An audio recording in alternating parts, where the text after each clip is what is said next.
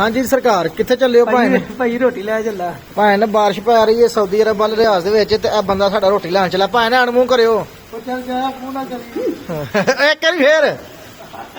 आज हत्थ ते हिला यार लो जनाब रोटी लैन चले ने बहुरी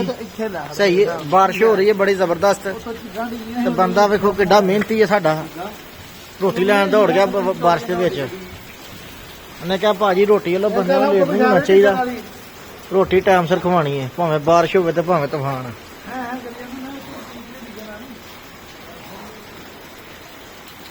बारिश बुलबुलें वाली ते बारिश लगता हो आएगी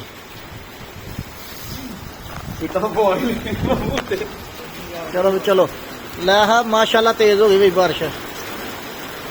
सुभान अल्लाह अल्लाह ही अल्लाह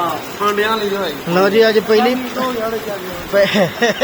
पहली बारिश है सऊदी अरब वाले रियाज माशाल्लाह जी माशाल्लाह नवे साल दी पहली बार नवे साल दी पहली बारिश है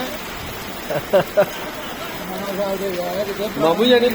कि पहले स्याल पहला है ना स्याल दी पहली बारिश आ गई आज फर्स्ट बारिश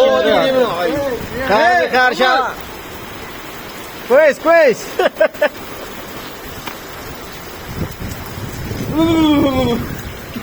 जल्दी हवा भी सुनी भाई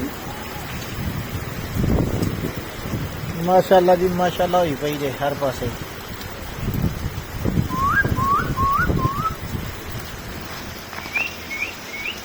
चल वे चल जवाना कड गड्डी बाहर